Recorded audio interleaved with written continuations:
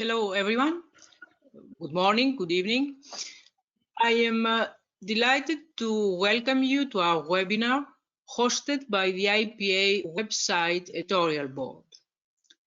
In view of the next IPA Congress to be held online due to the pandemic in July on the infantile in its many dimensions, the IPA team wishes to invite members to renew their links and exchange through a series of webinars introductory to the theme of the Congress. It will be during the Congress that these webinar exchanges will be developed further. We are all looking for, and as you know, registration for the Congress is now open. We're waiting for you. Today, as usual, our webinar is divided in two parts. In the first hour of the webinar, we'll have the privilege of listening to our guests, Jan Abram and Bob Hinselwood. They will present and dialogue on Winnicott's and Bion's positions on what we try to define as the infantile. In the second part of the webinar, during the question-answer session, we will open the discussion with you, participants. You can send your questions throughout the webinar. To do this, please post your question in the question pane of the panel control on the right-hand side of your screen.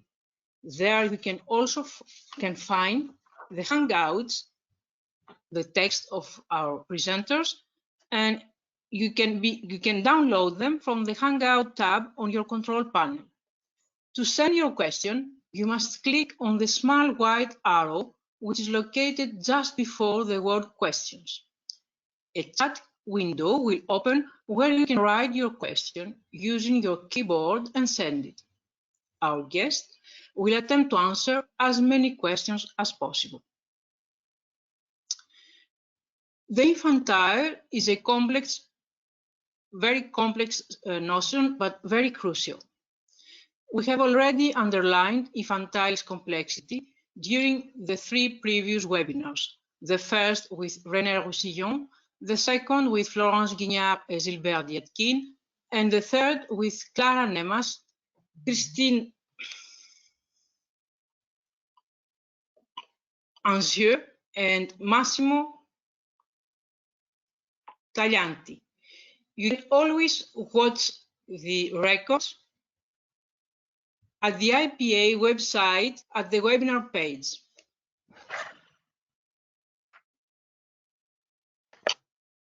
Freud was the first to examine the importance of the infantile in the formation of the psyche.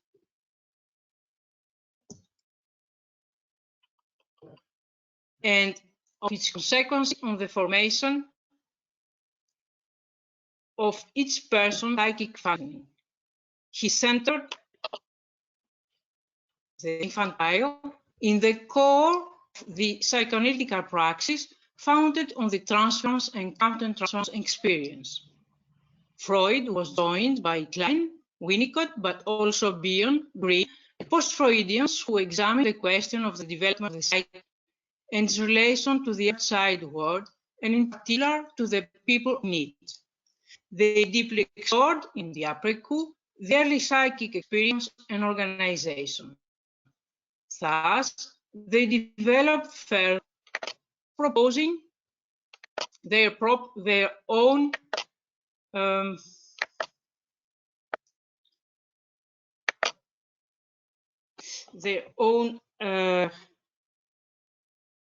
ideas.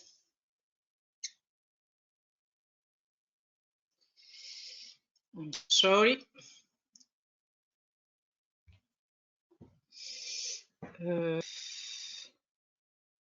Today, we listen to question in particular the way the infantile could be conceived in Bion's and Winnicott's clinical and theoretical development, and especially in the British School of Psychoanalysis, we invited two very distinguished psychoanalysts, Jan Abram and Bob Hinselwood, and we will have the honor and the pleasure to listen to them, centering their contribution on containing and holding. These two concepts bring very close Bion and Winnicott, and at the same time maintain their different basic assumptions. Does the infantile exist in their developments? And if so, how the infantile is conceived in these two post-Freudian giants? Jan Abram and Bob Hisenwood worked together and published on Winnicott's Bion and Klein paradigms. In 2018, the clinical paradigm of Melanie Klein and Donald Winnicott, Comparisons and Dialogues, and it is in press for 2021, the clinical paradigms of Winnicott and Bion, Comparisons and Dialogues, both in the series, the Rooted Clinical Paradigms Dialogue series. Before giving them the floor, allow me please to present them to you briefly. Jan Abram is a training and supervising analyst of the British Psychoanalytical Society, visiting professor of the Psychoanalysis Unit, University College London, vice president of the European Psychoanalytic Federation. Jan Abram has published several books and articles, notably The Language of Winnicott, Outstanding Academic Book of the Year, The Clinical Paradigms of Melanie Klein and Donald Winnicott, Comparisons and Dialogues, and The Surviving Object, Psychoanalytic Clinical Essays on Psychic Survival of the Object. Bob Hisenwood is a Fellow of the British Psychoanalytic Society and a Fellow of the Royal College of Psychiatrists. He is now Professor Emeritus of the University of Essex in the United Kingdom. He has written widely on Melanie Klein and Wilfred Bion, as well the importance of the psychoanalytic unconscious in groups and organizations. He spent much of his career in the National Health Service with a special interest in therapeutic communities and was director of the Castle Hospital. Bob, please.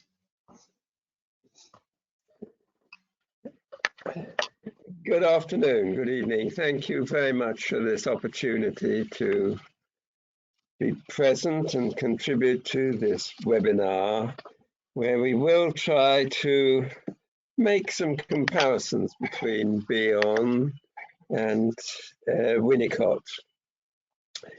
I have a short presentation which I will give, and then Jan will give a presentation and we will discuss it briefly before questions from the audience. Okay, my presentation on container and contained. I've subtitled it The Infant Now. Bion evolved his view of container-contained in the 1950s whilst he was working with a group of Kleinians on experimental treatments of acute psychotic states based on Klein's theory of schizoid mechanisms, which he published in 1946. Kate, could I have this first slide? Now, I just listed 6 features of Bion's approaches which it seemed relevant to touch on. Can only touch on them in a brief presentation. One was on intuition and countertransference, then personification and ego parts, then unconscious fantasy, here and now versus regression, a sense of self and being, then the external object and the containing process, and finally the clinical process versus static meaning, as in Freud and dream analysis. So I shall comment briefly on each of these 6 topics. Over the last one, there will be clinical material from Bion, and this is intended to be linked with Jan's paper, where interestingly After Bion gave this clinical material, Winnicott wrote about the clinical material to Bion. Okay, starting with the first of these features, intuition, introspection, and countertransference. From his work in 1943, work with groups, Bion paid attention first of all to his own experience. He emphasized introspection, trying to determine what role he felt he was pushed into by his groups at that moment. He was so emphatic about this that in 1948 he said, quoting Bion, "I do not feel quite as happy about postulating a transference situation as I do about postulating a countertransference." It's interesting that at the time in 1948, he was being supervised for his training case by Paula Hyman, who, as you know, wrote the seminal paper in 1950 on countertransference. The second of the features about personification. In Klein's 1929 paper on personification, she conceptualized the mind as like a child's playroom, as if toys interacted concretely with each other as little persons, and similarly with adults. And I'll just give a very quick piece of clinical notes from the archives that Klein presented. This was way back in 1934. She was beginning to do adult analysis from the beginning of the 1930s. When she says about a patient in these notes, he feels continuously hindered in his work by the anxiety that if he has got a good thought, it will be taken away by the enemies inside him, who would only interfere when it was worthwhile. So the anxiety increases if it is a good thought. Associations of going up a mountain, leading sheep while he has to control enemies which follow on, and which he has to control continuously so that they should not disturb the sheep. Then he might still fall back from the top if he meets an enemy, but could be helped if he meets a friend. Well, I give this because there's a process here, a narrative of internal objects experienced by the patient, as if his ideas were these little toys that a child might play with. And we say in English that we play with ideas. As Bion's work with psychotic states beginning, he wrote in 1955, in the patient's fantasy, the expelled particles of ego lead an independent and uncontrolled existence, either contained by or containing the external objects. Now, I'm saying that it's typical of Bion that what he's working with, he believes, was a world of reality that's formed of these kinds of fantasies of objects, internal objects and parts of the self. This is what the mind is like, these objects interacting inside the mind. The important clinical implication is a balance. Does the struggle to recognize reality survive and win, or does this primitive world of fantasy take charge? This is the kind of question Bion really asked himself through the whole of his career, I think. Now, the third of these features, unconscious fantasy here and now. Klein's position in the controversial discussions in 1942 was based on the assumption that the transference is unconscious fantasy right now, not a transference from the past. It's a transference from the deep unconscious. In a sense, Kleinians do not reconstruct the past, although Klein did think that there was an ego from birth. Bion accepted this position, and in developing the psychoanalysis of a group, he could not look to the prehistory of the group, as there is none before it meets for the first time. It's not to be reconstructed from the past. The focus is on the here and now activation of these fantasies. As one of Bion's students at the Tavistock after the war said, only such forces as exist at a certain time can have effects at that time. This was Henry Esriel. There is no regression for Klein. There is an active, experiencing infant in the mind now. The next feature is a sense of self and of being. Bion emphasized the loss of the sense of self and being. The fragments of the ego create a persecutory anxiety about survival. This is called the paranoid schizoid position by Klein. All babies scream from birth, and the infant now is prey to a terror of a lost or losing his sense of being. And then the next of the features, the external object and the containing process. The presentation of Bion's paper, Attacks on Linking, was in 1957, though it's published in 1959.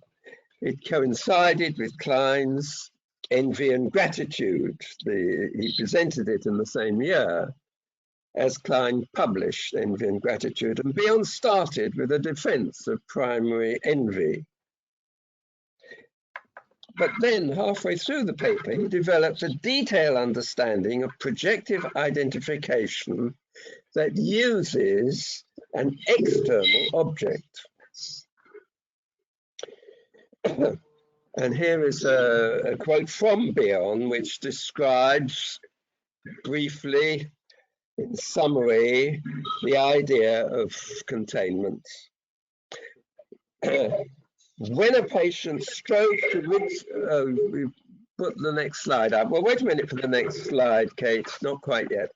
This is a quote from Bion's 1959 published paper. When the patient strove to rid himself of fears of death, which were felt to be too powerful for his personality to contain, he split off his fears and put them into me, the others. The idea apparently being that if they were allowed to repose there long enough, they would undergo modification by my psyche and could then be safely reintrojected. This he immediately equated with the mother-baby pre-verbal communication. But towards the end of the paper, he detailed the disturbances to this communicative link. And he remarked, again quoting him, the origin of the disturbance is twofold. On the one hand, there is the patient's inborn disposition to excessive destructiveness, hatred, and envy. On the other, the environment. And he uses the word environment. I noticed that because it's really a Winnicott word, I think. He doesn't use the word external object. I would add that given the intense criticism that Klein received at this time, no one in her group would have given a paper without Klein vetting it and agreeing it. And I think we can be sure that Klein saw this paper of Bion's as he presented it in 57 and would have agreed it. Bion, like Klein, followed the process of accession. Any specific meanings in the material were secondary to how those meanings progressed in time, here and now. And now I'll present some case material from his analysis of a psychotic state. This comes from his paper, Differentiation of the Psychotic from the Non-Psychotic Personalities. It was presented in 1955 and published in 1957. These published process notes, which I'm about to give you, were interspersed with many of Bion's own associations, most of which I cut. So I'm giving you just the gist of the process notes. His interpretations are mostly self-explanatory, and we can discuss them later if you want. One interpretation is important when the patient immediately after the interpretation became aware of reality of the weekend break in the analysis. Now, the next slide, we've got it here, and I'll just read the process notes, and you, the audience, can read it as we go. The patient arrived 15 minutes late and said, "I don't suppose I shall do anything today. I ought to have rung up my mother." A pause. "No, I thought it would be like this." And a prolonged pause. "Nothing but filthy things and smells. I think I've lost my sight." By this time, half the session had gone, 25 minutes. Then the analyst made an interpretation. "I told him that these filthy things and smells were what he felt he had made me do, and that he felt he had compelled me to defecate them out, including the sight he had put into me." And the patient jerked convulsively, and I saw him cautiously scanning what seemed to be the air around him. So the analyst continued and said, "I said he felt surrounded by bad and smelly bits of himself, including his eyes, which he felt he had expelled from his anus." Remember, this is a psychotic patient. The patient said, "I can't see." The analyst, "I then told him he felt he had lost his sight and his ability to talk to his mother or to me when he had got rid of these abilities so as to avoid pain." And the patient said, "My head is splitting. Maybe my dark glasses." And the analyst then interpreted, "Your sight has come back into you, but it splits your head. You feel it is very bad sight because of what you have done to it." We have to go on to the next slide now. Okay, that's right, good. The patient was moving in pain as if protecting his back passage. And he said, "Nothing." And the analyst said, "It seemed to be your back passage." And the patient said, "Moral strictures." And the analyst then said, and this is the important interpretation, "I told him that his sight The dark glasses were felt as a conscience that punished him, partly for getting rid of them to avoid pain, partly because he had used them to spy on me and on his parents. Now, the patient's reaction to this was to say, the weekend. Don't know if I can last it. Now, I pick out that response to the interpretation. This is an important moment, I say. After the interpretation, he began to experience this, an aspect of reality, a painful reality, the weekend. So the analyst says, you feel that you have to be able to get on without me. But to do that, you feel you need to be able to see what happens around you and even to be able to contact me at a distance as you do your mother when you ring her up. So you try to get your ability to see and talk back again from me. And the patient said, brilliant interpretation. And with a sudden convulsion, oh God. And the analyst then said, you feel you can see and understand now, but what you see is so brilliant that it causes intense pain.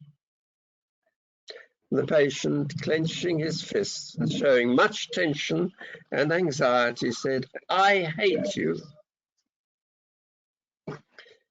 And the analyst said, when you see what you see, and what you see is the weekend break and the things you use darkness to spy on, it fills you with hate of me and admiration. Well, that's the clinical process, the material from the session that Bion gives with this obviously psychotic patient. I present it to show there is a drama as parts of the ego move around and threaten this frightened, disintegrated person. Now, in that interpretation, which I remarked on, I want you to notice that there are various parts of him which are brought back together. His sight, the dark glasses, his conscience, his pain, his spying on the analyst and his parents. These bits and pieces begin reconstituting a more functioning ego. It's as if the analyst putting these bits and pieces together has had an impact on restoring the links and connections with, between the parts of his ego, so that now he can grasp reality. He grasps the weekend and what it means to him. Well, that's may need more discussion later, but I'll make one last point. Just that the interpretation is not just the meaning of symbols, but is crucially a process, the drama of fragmenting and restoration occurring right now in the session. Thank you. So, Elena, we'll go on to Jan. Thank you, Robert. Before to go on with Jan, I just want to apologize because the sound is very complicated. It is due to our success because there are a lot of people. There are 1,000 colleagues connected, and the platform is overwhelmed. So this is why we have this sound problem. You can download the texts from the handouts, so you will be helped to follow the session. I'm sorry, Jan, please. Just a moment. And I also want to say thank you for the invitation to the IPA for this opportunity, as Bob said, for us to be in a continual exploration of these two very important authors. And I very much look forward to the discussion with the audience. Thank you for saying something about the sound. I always think it must be something to do with my computer, but thank you. So I hope people will have the text in front of them. I'm calling this contribution, "There's no such thing as the infantile." Freud paid full tribute to the function of maternal care, wrote Winnicott, referring to Freud's footnote on the pleasure principle. He was pointing out how Freud's formulations on the mental apparatus evolved from reconstructions of the infantile emanating from adult patients on the couch. Following Freud, Winnicott was clear that he learnt much more about infantile states of mind from the adult patient who regressed in analysis than he did from his pediatric clinic. Following both Freud and Winnicott, Andre Green referred to the clinical infant to underscore that the development of psychoanalytic practice can only occur within the transference relationship of the analytic treatment. The infantile, for Winnicott, constitutes the multitude of infantile experiences that the newborn has gradually constructed in relation to the psychic environment. But it is the intrapsychic clinical infant who will come to light exclusively through the transference, countertransference, in which those infantile experiences are uncovered. From the 1930s onwards, Winnicott elaborates the mother's contribution to society and gradually makes explicit what he sees as implicit in Freud. Eventually, his clinical innovations recalibrate the original classic clinical paradigm to one that privileges the original relationship. Thus, subjectivity gradually evolves out of the infant-parent relationship before instincts and the sexual dimension mean anything. The instincts can be as much external as can a clap of thunder or a hit. Kate, so could you now show slide 1? This is a wood print by Yoshu Chikanobu, and it's kindergarten carpfish. Acknowledgements to the Kumon Institute and Professor Osamu Kitayama, who first showed me this wonderful slide of ordinary devotion, I think, holding, handling, and object presenting. Before Winnicott's clinical theoretical matrix was completed, he fully recognized that ordinary mothers had a breathtaking capacity to hold their infants without reading books.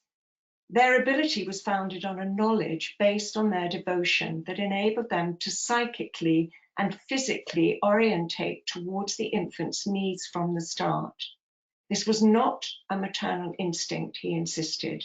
Rather, it was a knowledge transmitted from their mothers when they were an infant. This historical feature of the psyche meant the mother could intuitively identify with her infant state of helplessness.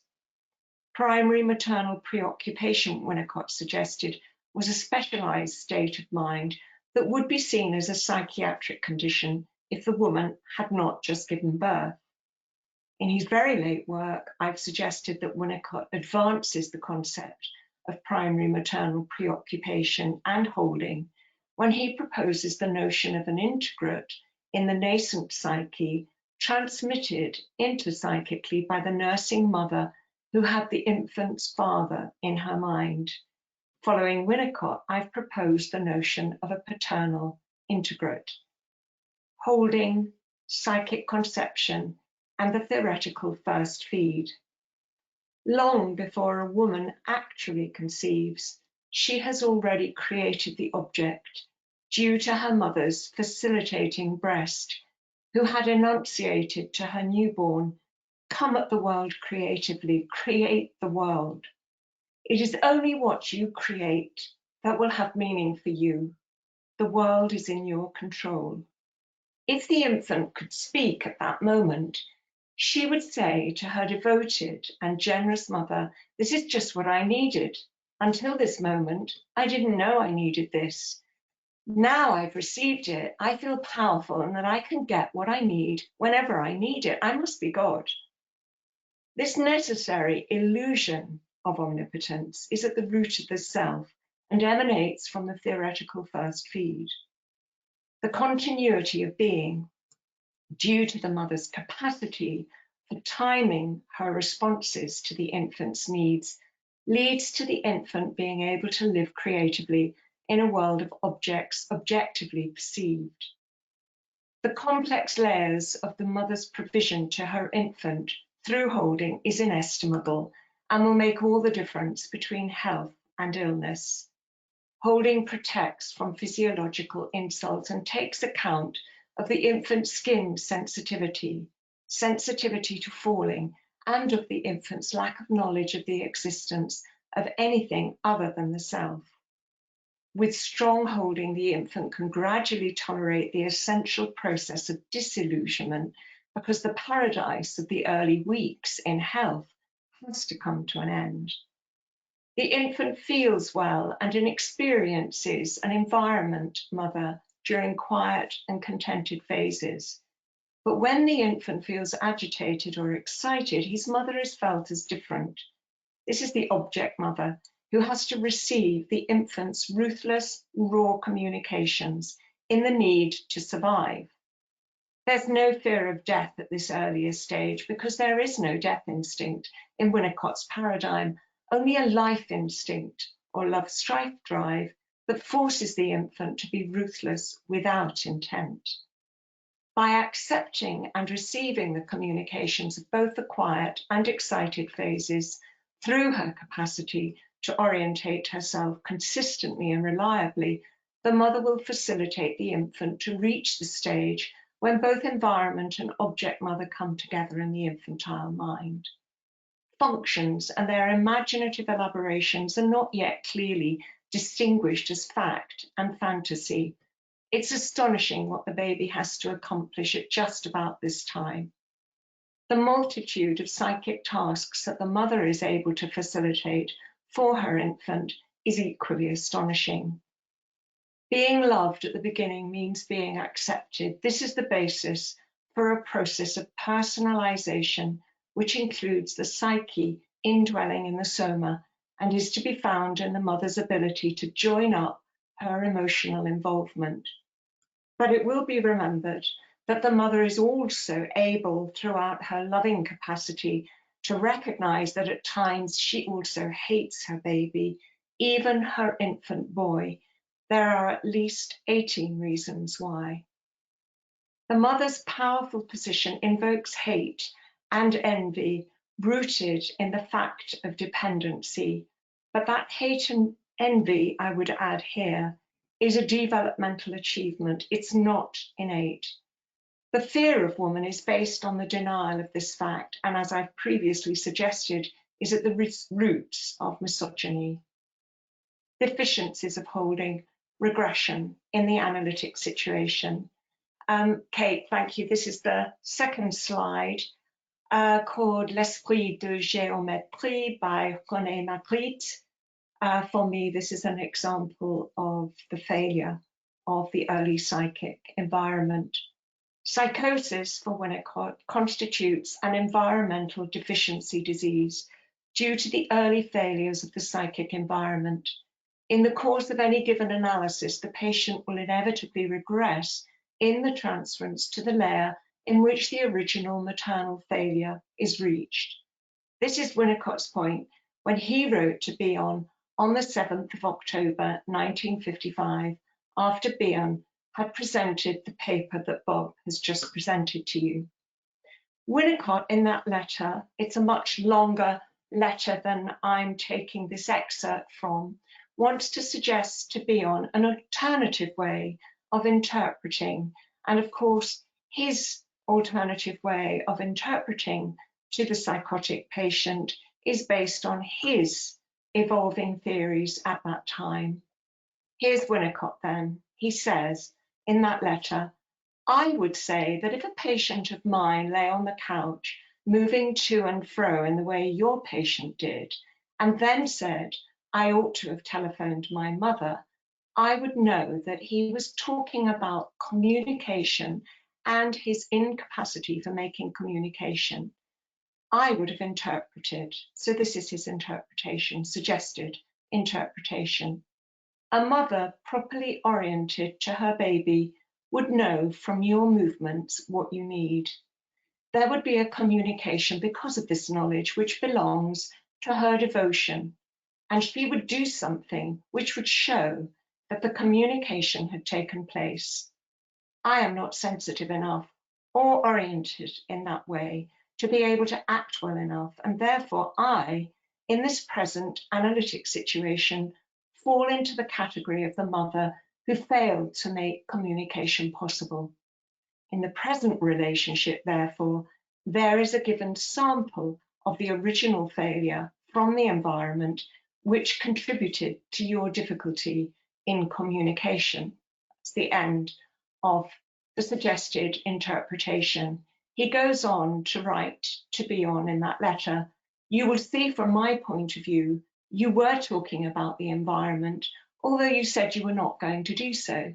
And you were indicating by this clinical material that this man has a relative lack of capacity for communicating because of some experiences in which his mother failed in the original maternal task at the stage when the mother is closely identified with her baby, i.e. at the very beginning.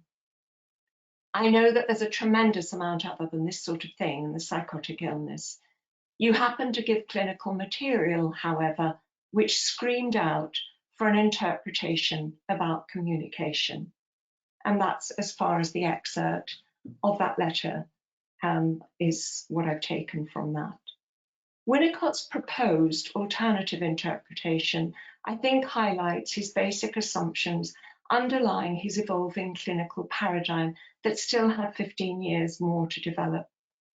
The movements that the patient makes on the couch, I think, are, for Winnicott, illustrating the unconscious and traumatized clinical infant who was screaming out to be heard, recognized, relieved, acknowledged at that very moment in the present tense of the transference situation. When Winnicott suggests telling the patient that his movements on the couch would be understood by a mother well enough oriented to the meaning of these movements, he's communicating that he appreciates the clinical infant is psychically traumatized. When he, Winnicott, then says that he, as the patient's analyst, is not able to do what the well-oriented mother needs to be able to do, he shows the patient that the original failure from the environment is now in the present transference situation being repeated with the analyst. I think his aim in saying this is to help the adult patient understand that his unconscious clinical infant is screaming out for help. This for me is reminiscent of Freud, who proposed that a construction lays before the subject of the analysis a piece of his early history that he's forgotten. Although Winnicott called it an interpretation, the intended aim is to show the patient that he, as his analyst, can recognize an historical truth about the past that had been repressed due to early psychic trauma caused by the original failure of the psychic environment. And now, in the analysis, the original failure is absolutely part and parcel of the transference situation. This relates to his theory of trauma. Paradoxically, in the context of the analyzing situation, this kind of clinical intervention means that perhaps for the first time, the screaming clinical infant is being heard. In addition, it is as if Winnicott becomes the father who helps mother orientate towards the infant's screams and therefore hold the situation in the transferential time and space. Now, in the present tense of the transference, a sample of the original failure is relived through regression and the uniqueness of the analyzing setting that incorporates both maternal and paternal functions. The roots of psychosis and psychotic states for Winnicott originate in ruptures of the continuity of being. The fear of breakdown in the future is based on the breakdown that has already occurred before the actual infant could discern she was a me. The patient at a certain moment in the analysis needs to be told that the fear of the future breakdown is based on the original breakdown. While the analytic situation emulates rather than imitates a maternal holding environment for all patients, Winnicott was clear that for the psychotic, the couch is the analyst's lap or womb, and the warmth is the live warmth of the analyst's body. For the psychotic or borderline patient, the capacity to play in the analytic relationship is severely limited, and when the patient cannot play, then the analyst has to wait and do something else.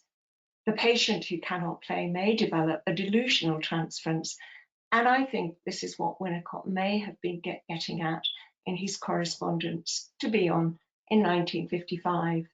There's much more to say about Winnicott's work on regression, withdrawal and regression and holding and interpretation. My main aim here has been to convey how Winnicott's concept of holding includes all the necessary ingredients of psychic growth that the mother provides for her infant for the rest of their psychic life.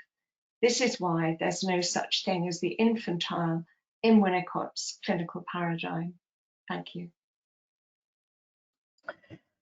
Thank you, dear Jan. Thank you very much. Thank you both for your wonderful and very clear presentations.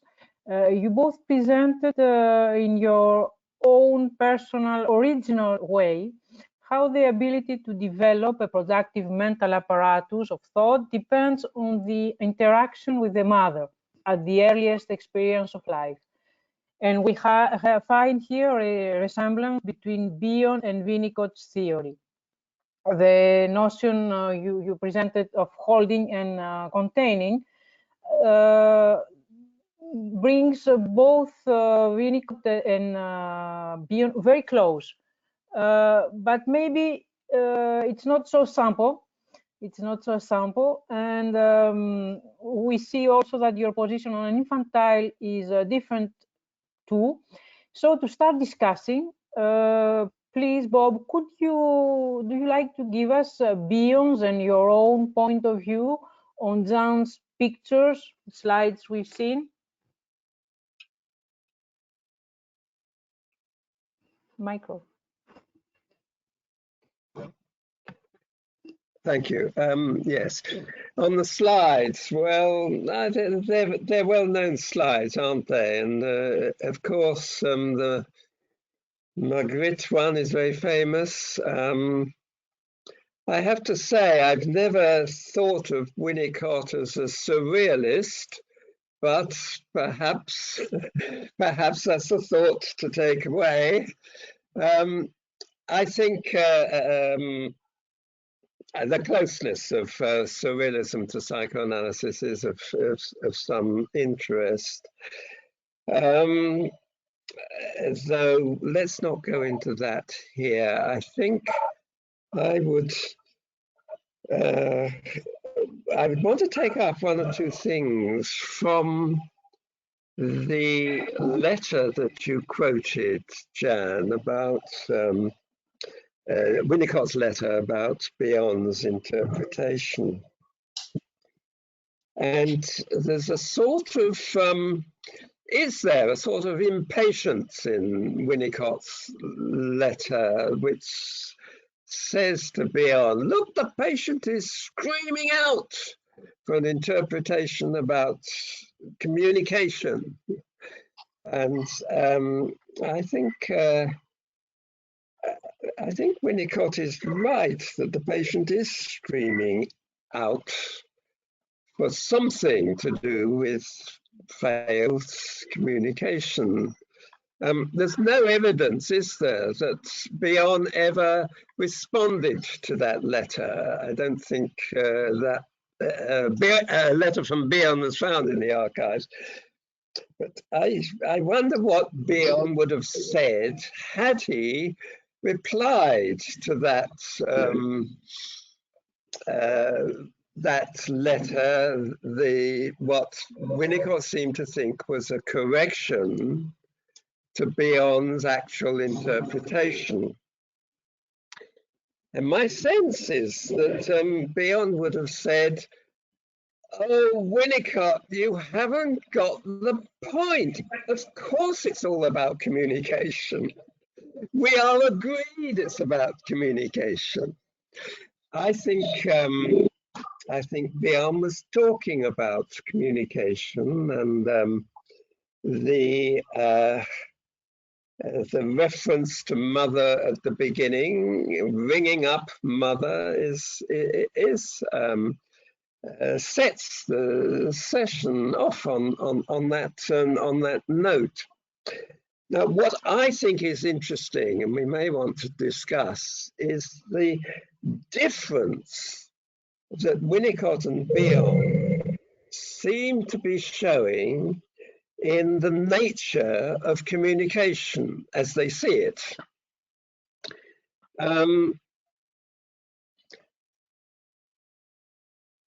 Winnicott describes communication as speaking to the adult side of the patient about the infant.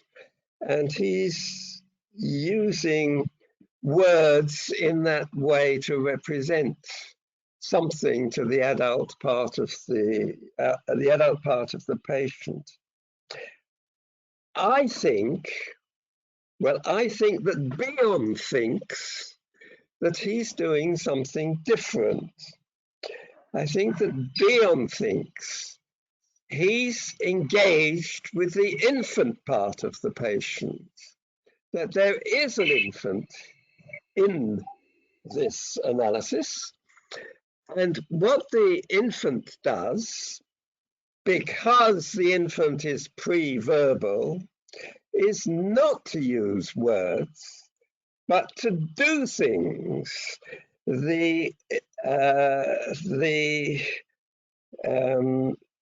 doing, I think, is very important. Now, I want to make 2 points about that.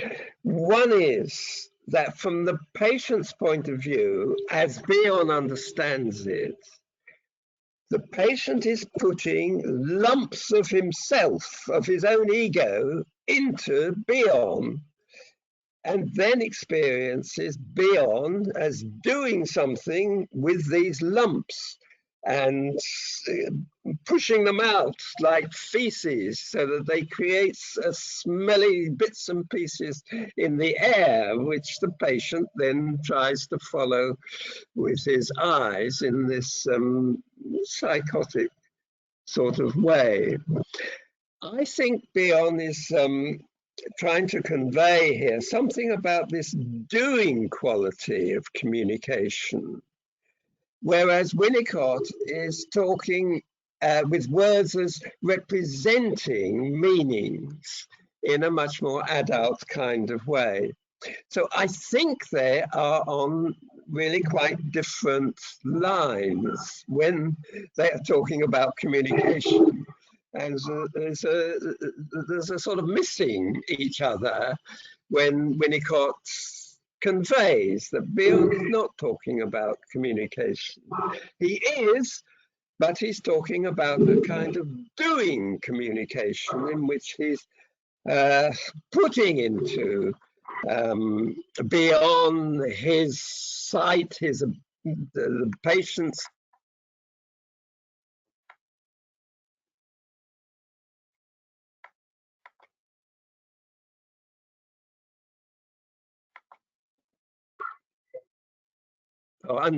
yeah.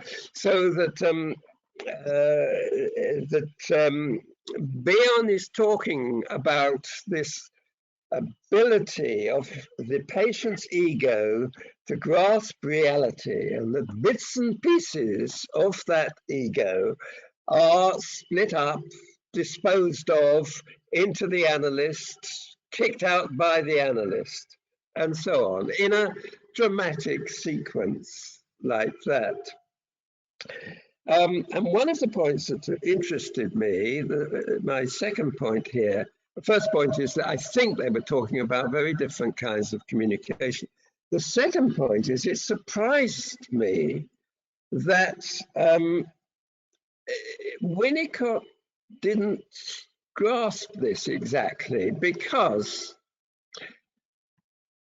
I ought not to be speaking for Winnicott, but he invented the spatula game, in which, as a pediatrician, he saw very young children and babies, and he would give them the spatula, and the baby would give the spatula back to the doctor, and the doctor would give it. There would be this kind of interchange of doing with concrete things. And this is an obvious sort of communication that would have gone on in Winnicott's practice, and which he thought of as very significant. So I think it's interesting that he didn't grasp the point that Bion was understanding the patient's form of communication as a movement in the patient's mind of very concrete bits and pieces backwards and forwards between the patient and the analyst. Okay, so I've made a couple of points there.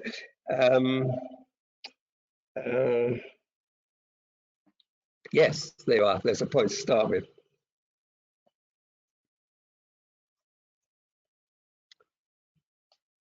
Jan, do you want to answer? Of course.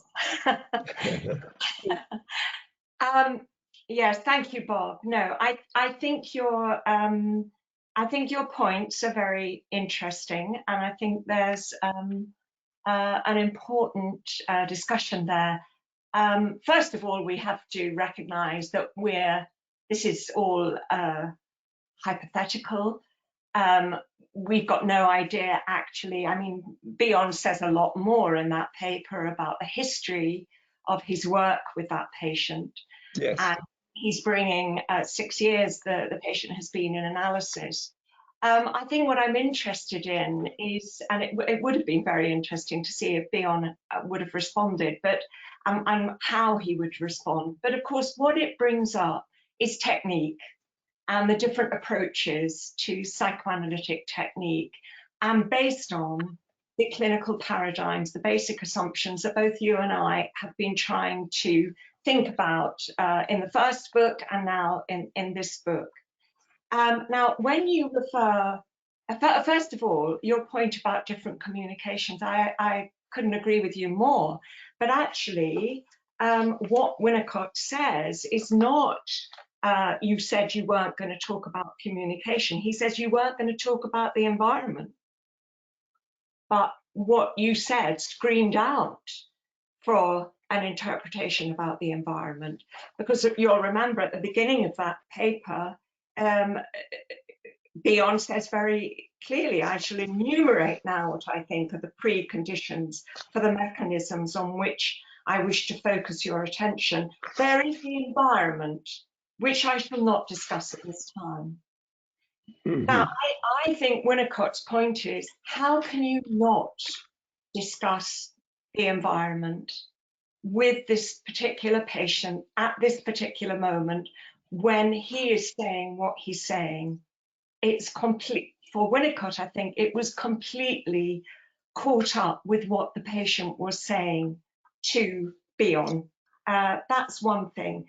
The other thing, and I'll try and keep this brief, Eliana, because I'm aware that I'd like to hear from members of the audience. The spatula game. The spatula game, you see, was a diagnostic tool for Winnicott. I don't think it's that he didn't get what Bion was saying. I think he got it only too well. But what he saw was that this was not helpful for this psychotic. This was not a helpful intervention because the psychotic can't play. I was reading something this morning from one of his very late papers, Communication Between Infant and Mother and Infant Compared and Contrasted. At the very end, in his notes, he says, our borderline cases, those that teach us to understand these things, carry round with them experiences of unthinkable anxiety, which are failures of communication at the stage of absolute dependence. And that's what I think he was wanting to help this adult patient who had managed to get there at least and was lying on the couch see was happening at a very, very deep level, the deep unconscious.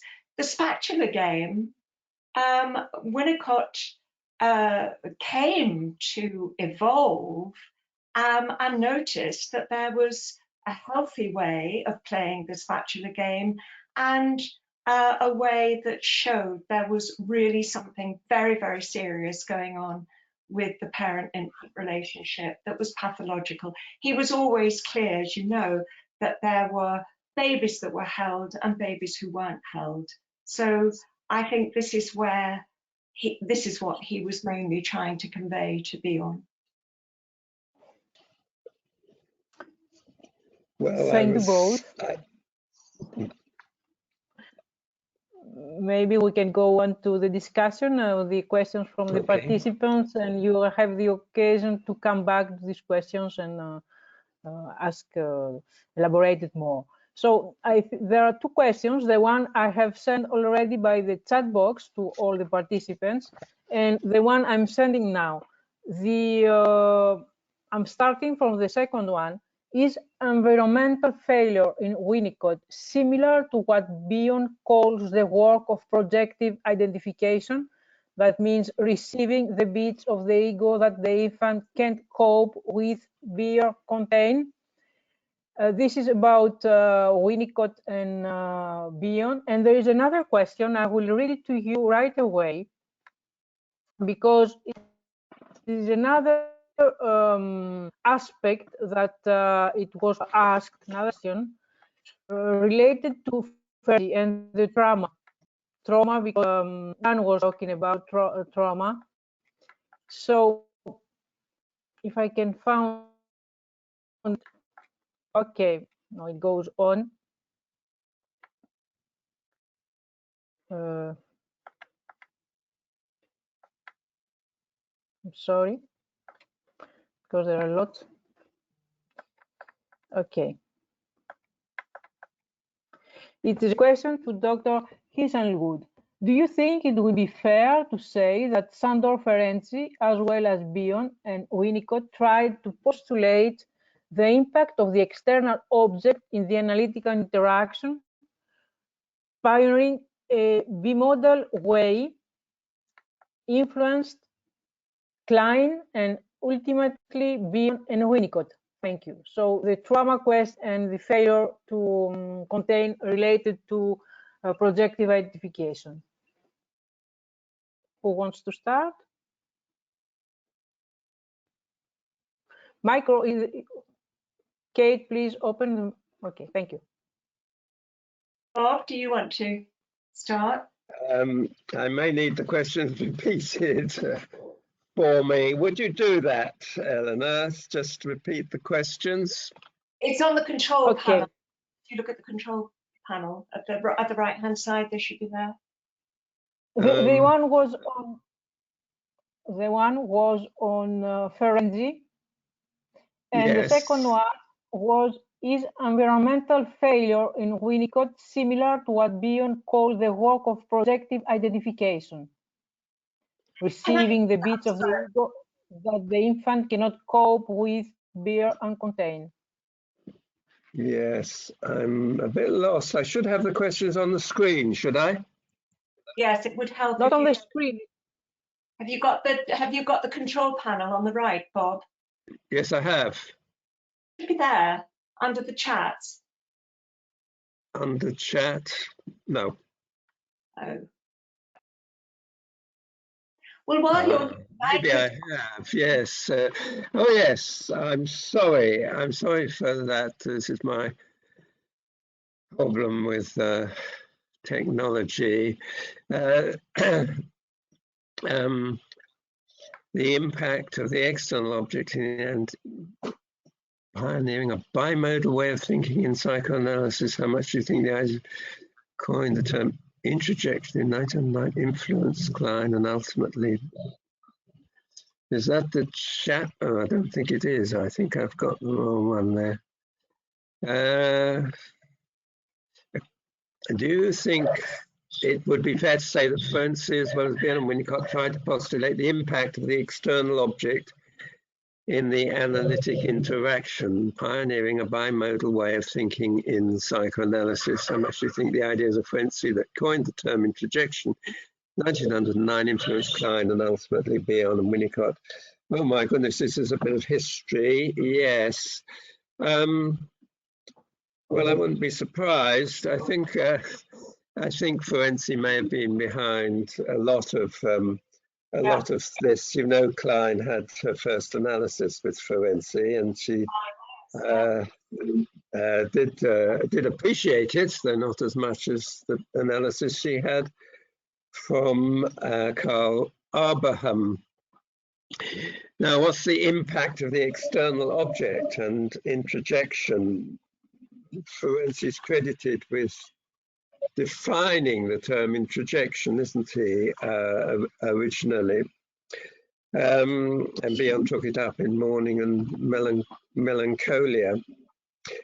I don't know how much Ferenczi would be behind this and can be held responsible for this, but probably quite a bit. Yes, there is in what I was trying to say, there seems to me to be there seems to be a discussion, an interpretation, I should say, in Bion, that things are being pushed into each other or pushed out of themselves one way or another. And this is felt in a very active and a very concrete sort of way.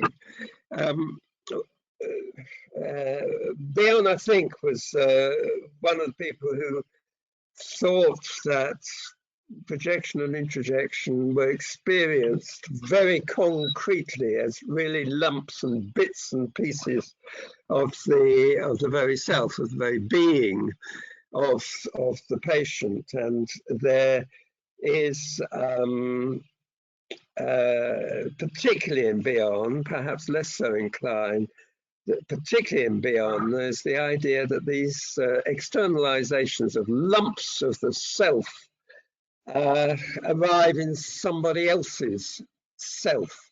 It's experienced in a very concrete sort of way.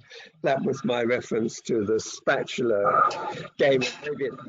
Maybe it was not an appropriate reference, Dan, but it's that kind of pushing something out and pulling something back, having something pushed back, which is the experience in a very concrete way by people in psychotic states like this. I'm not sure if that really goes back to Ferenczi. It is possibly something to do with Carl Abraham, but I think it was exploited mostly by Bion and Rosenfeld and I suppose Hannah Siegel in the 1950s after Melanie Klein described her schizoid mechanisms. So what I'm saying is this is felt, whatever we might think we see of patients speaking or moving. From the patient's point of view, this is doing something to the analyst in a very concrete way, or the analyst doing something back to the patient. And yes, I would agree, this is very much the kind of experience of projective identification. Yeah. So, have I answered the questions? Well, Jan, you have a go. Could I respond? Of course. I mean, I think it's a really interesting question because I think here, I think this is a PhD project, isn't it? Yes. To have a look at introjection in Ferenczi would be fascinating, and to see how Klein may have developed that into projective identification is is a very stimulating and interesting piece of research. And of course, as we said in our abstract, both Bion was in analysis with Melanie Klein. Winnicott never was, but with one of her followers, Joan Riviere, after Strachey. So clearly, and they were both very, very influenced by her work. And so I would say that, a simple answer would be yes. I think they were part and parcel. They were working out, and as Bob and I pointed out in our book, sometimes they're working out obviously similar phenomena, and using different languages. I've always said container contained. I think Bion was very influenced by Winnicott's work of holding. When we've done other Bion and Winnicott, not webinars, but conferences, Bob, I think you've agreed with that. But the point is technique. And I think the point we were trying to get at in the discussion here, which obviously is going to go on beyond this webinar, that is when you say all this, Bob, I think, well, yes, I don't totally disagree with the way in which you're describing it. But when you say to a patient, you are pushing this into me, I just wonder what the patient feels and how, there were some of these interpretations that I sort of thought, I just felt very uncomfortable about. I just felt, would the patient feel accused? Especially when he seems to me to not actually understand. And when you said, well, remember he's psychotic, who does Bion at that moment in that kind of exchange become for the patient? Because it is as if he's in his mind. And I felt that what Winnicott was suggesting is you have to be outside the mind and, as it were, triangulate, which is one of these terms that is being used in contemporary psychoanalysis for the patient. And this would be another kind of technique. It's not whether it's right or wrong, it's really trying to understand what is the therapeutic action of the analytic technique. Well, I think probably Bion is, as you say, using a very different technique from Winnicott, and partly, I would say, because Bion sees communication happening in a different way, and very much to do with projective identification, as somebody from the audience was indicating that something from the patient is felt by the patient to be located outside the patient and in the analyst, and then having a fate of some kind in the analyst, and then this bit of the patient returns to the patient in some possibly hostile state towards the patient. I did bring up in my very quick presentation something about personification, and these are seen as bits and pieces of elements of a mind which have their own intentional qualities and emotional experiences invested in these things, and can do things to each other and to the subject. There's a world of personified, and Bion would call it hallucinated, bits and pieces, which are real to the patient. Yes, technically, what do you do? Winnicott is, in your accounts, in your quotation, is speaking to the adult in the patient, and is using sophisticated language to do that.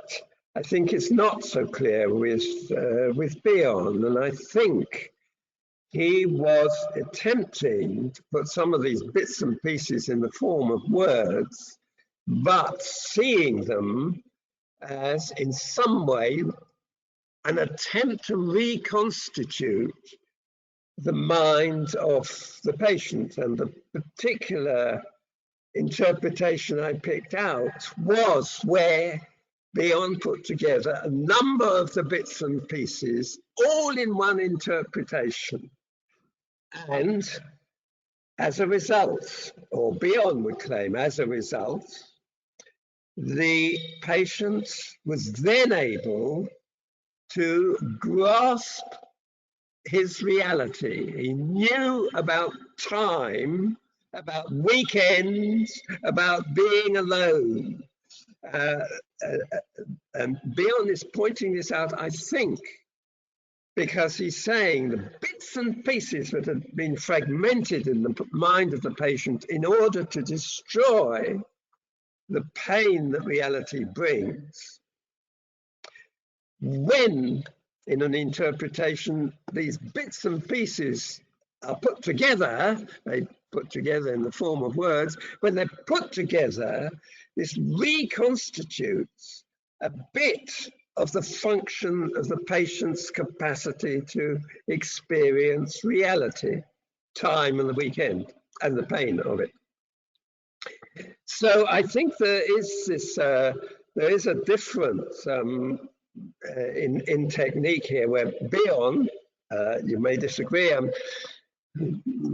I may disagree, but Bion is saying that if you can get hold of these bits and pieces and put them together, this has the impact of helping to do the opposite of the fragmenting process and to reconstitute something of the ego function of the psychotic who has lost the capacity to grasp reality.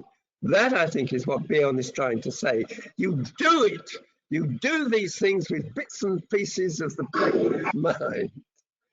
And that is, I think you're quite right, is different from Winnicott, who is talking at a different level of communication.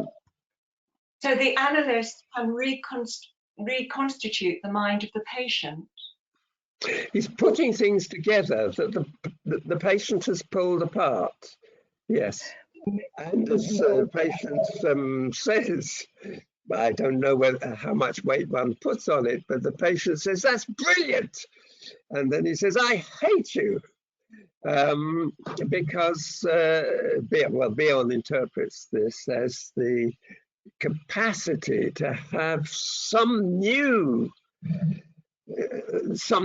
grasp of what of the reality that he can see. It's so brilliant, it hurts. It's painful. The reality is painful. And so the patient hates Bion for doing it. Bion says, you hate me, but admire me. And that was I don't know. That was the way Bion, anyway, was seeing it. Yes, but that would be very much based on the Kleinian notion of the baby's envy of the breast, wouldn't it be? I was thinking, and the envy of the capacity of the analyst. We have many questions.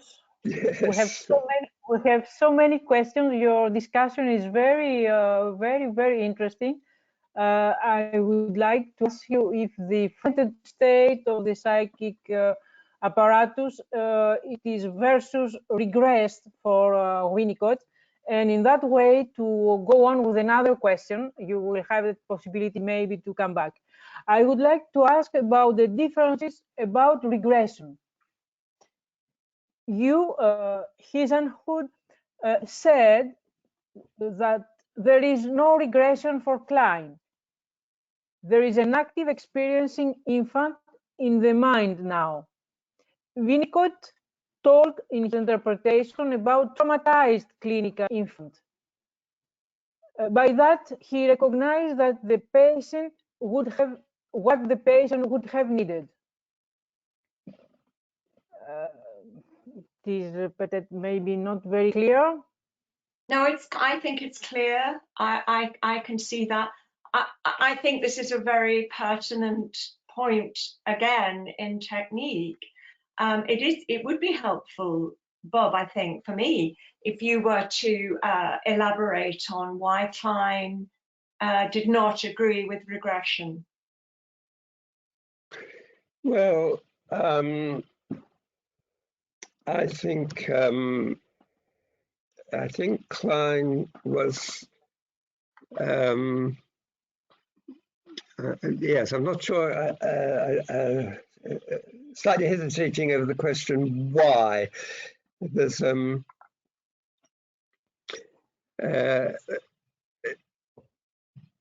this was an intricate discussion in the controversial discussions some 10 years or more before the particular paper of Bion's that we are talking about. But there, and this comes from the notion of internal objects, which are active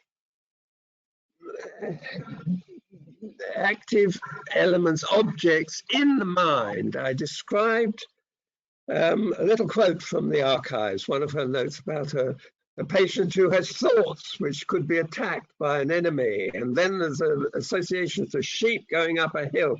It's like what goes on in the mind, playing with these ideas, is like children playing in the playroom. And I think Klein was drawn to that immediacy of what is happening in the mind because she worked with children who were in the immediate moment playing with mother and father and the hatred of their relationship or the new baby being born or whatever was being played out. There is this personification that the mind is a series of narratives ongoing all of the time.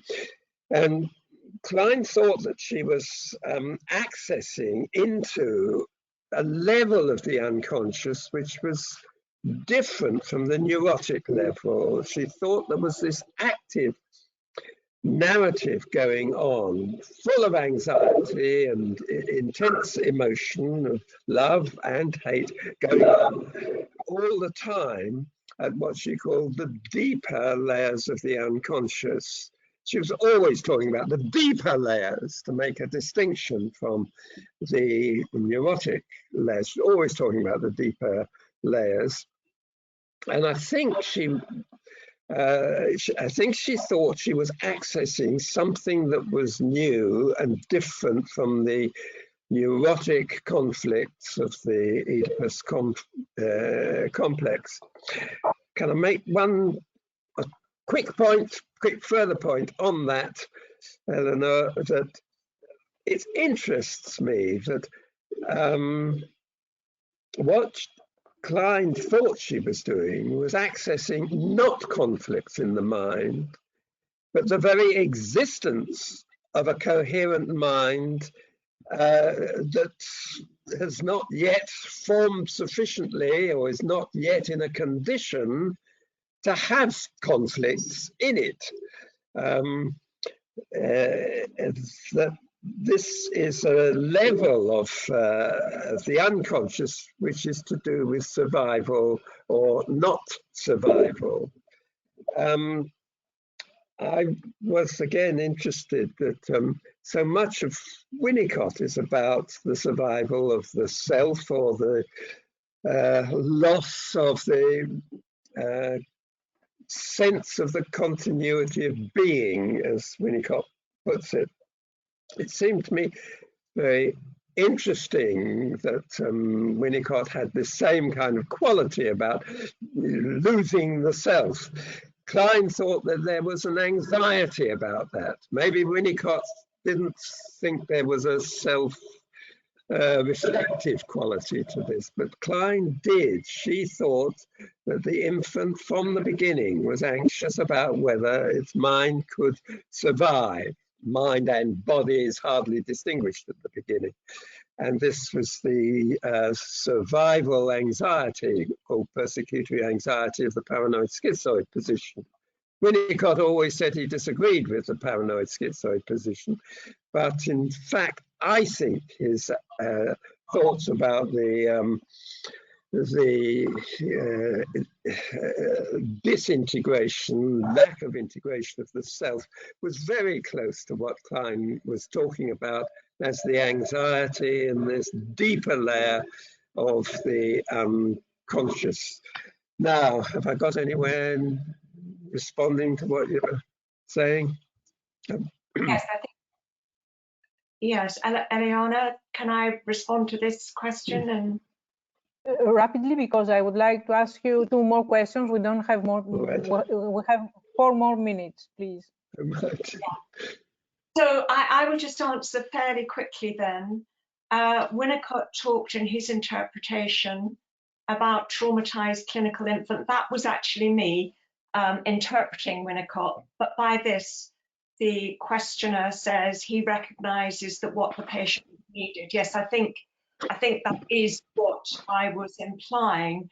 There's this other question about knowledge and the link with the epistemological instinct.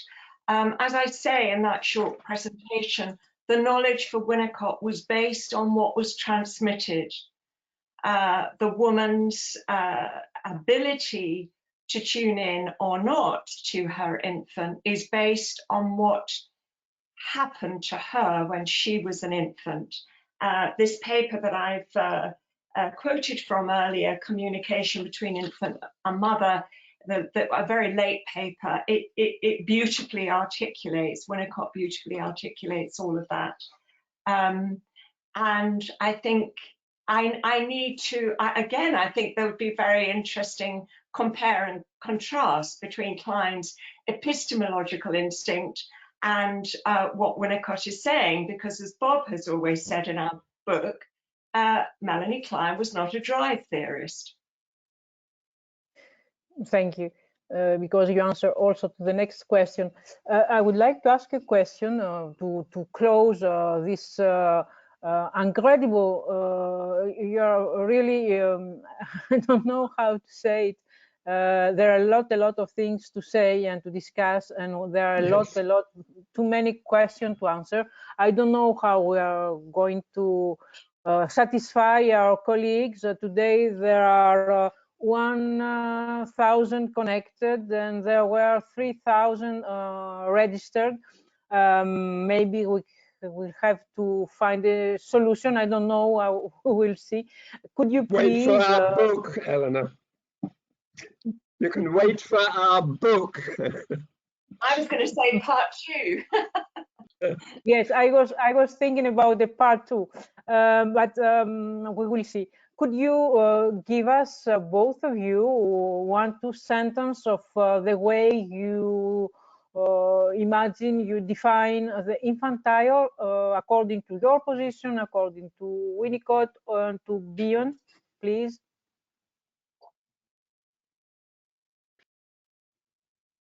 Bob, do you want to start? 1 more minute. The mother is everything for the infant, and the mother is in our minds all the time. She's the most powerful person in the world. That's my. The more I read Winnicott, the more I see that in his work. So that's why So there's you're asking, Eleanor, what is the mother for the infant? Is that the No, I'm asking what is the infantile for you? Well, the infantile for me, yes. I think I tried to describe it. The infant is the infant in the adult patient, as well as the infant in the infant, is the level of the psyche which operates in this doing kind of way that splits itself, which intrudes bits of itself into other minds, which accepts bits from other minds. This is a very different level from the level of representing communication in words. But so I think the infant is the infant that is is the mind that is operating at the level of these schizoid mechanisms for Bion. That's what he was getting at in this paper, and differentiating that level, which he calls psychotic, from the non-psychotic. This is the name of the paper that I took the case from, differentiation of psychotic from non-psychotic, and I think one can differentiate the infant from the more the mind that in Bion's terms has grown. I think he would use the term grow from that deeper level. Jan, your turn. No, I've done it. We're over. So we're over time. I'm very embarrassed because we have to stop. Let's say the part 1, and we will wait for the part 2 about Infantile, Winnicott, Bion. There is another webinar in the screen, the next one. I cannot close a window, so I cannot see it, but everybody sees it. I would like to apologize for all the sound problems we had.